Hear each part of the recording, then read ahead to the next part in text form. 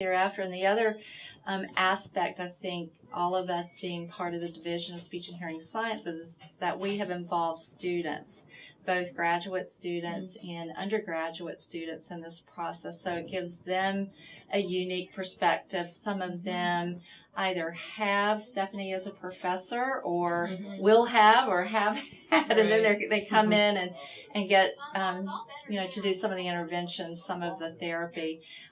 So we start really at the beginning just with detection of sound and being able to process what we call stereotypic phrases and common questions, which, as she mentioned, she did in that very first mapping session when she understood without looking at someone, what are you having for dinner?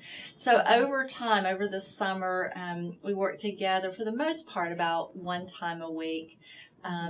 And are doing that now. She has progressed to using the telephone. All cell phones, phones here in the office, talking to initially familiar speakers, and then we began making phone calls to people that Stephanie doesn't know, or at least doesn't speak to on a regular basis.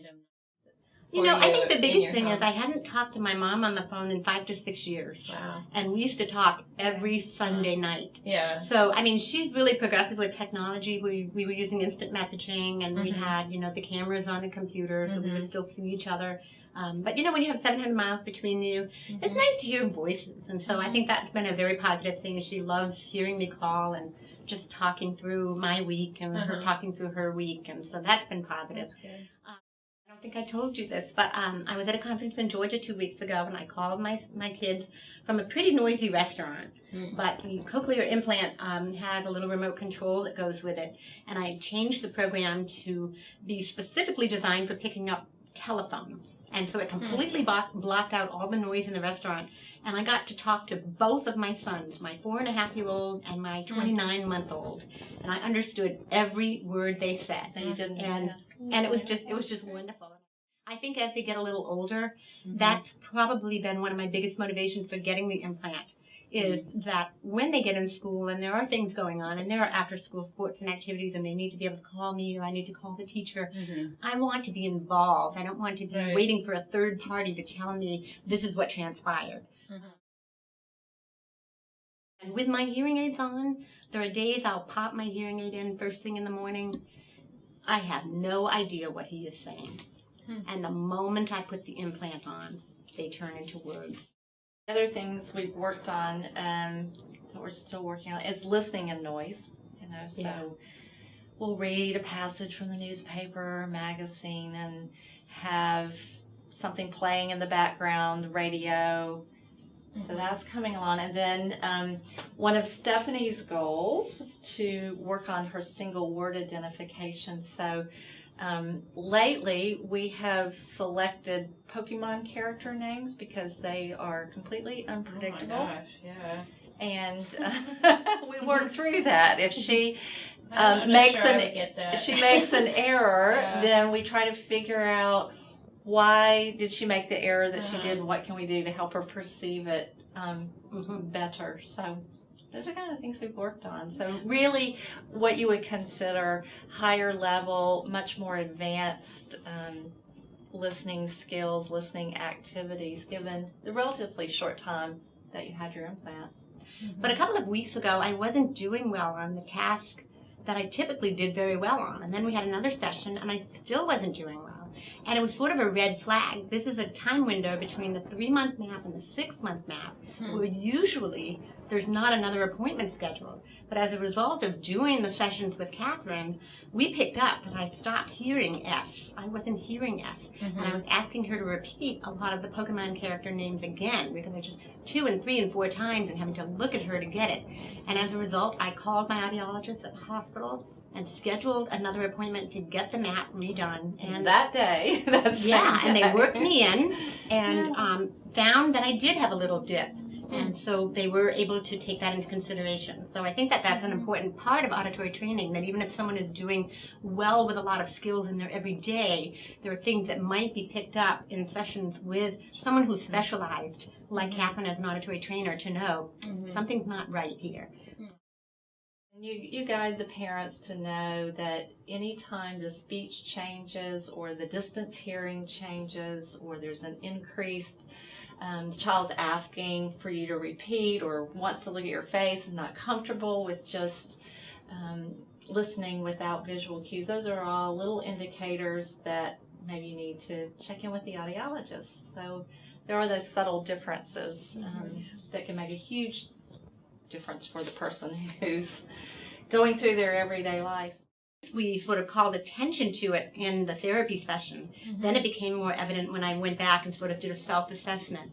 Oh yeah, that isn't quite as good. And, oh, I think I have been saying what a little bit more.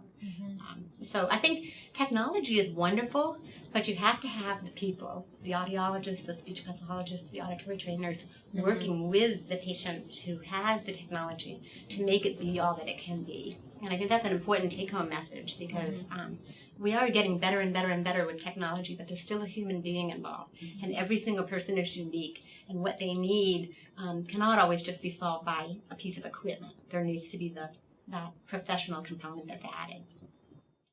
Well, I don't know if you can see my implant on my ear, but I'm going to pop it off for a minute, and I'll take it off and show you the piece.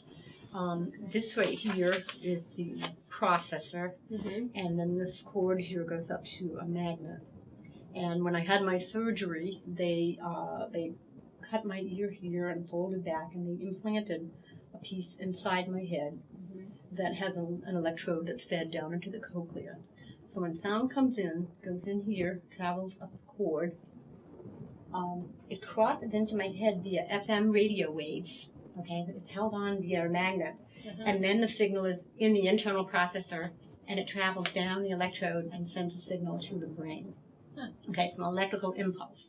When they go for the mapping, they disconnect this processor and they connect with another magnet and cord to their computer, and they decide how much current be the correct word to use, to give me at all different frequencies, from very low-pitched sounds to very high-pitched sounds, and to stimulate that electrode that is down inside my cochlea. And my particular electrode has 12, or my array has 12 electrodes. Some have 22. The number doesn't necessarily correlate to better performance. Each manufacturer has chosen what they feel is the proper number for the strategies that they use to map. But the audiologist uses a computer, and I'm hooked up to a computer, and she tests me at a frequency, and she says, okay, how does this sound?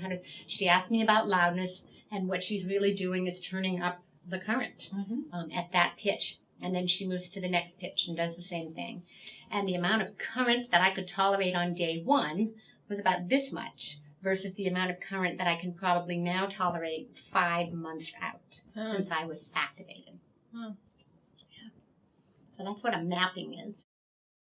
You think about what my sister, brother, and I endured as children growing up with hearing loss, not having the professionals who were aware of the kinds of services you do need in the schools, not being aware of the kind of equipment we could have used. My sister not having access to a cochlear implant at that age. Life is so much easier for these children if they get identified early, and if they are candidates for cochlear implants and the parents choose to go that route.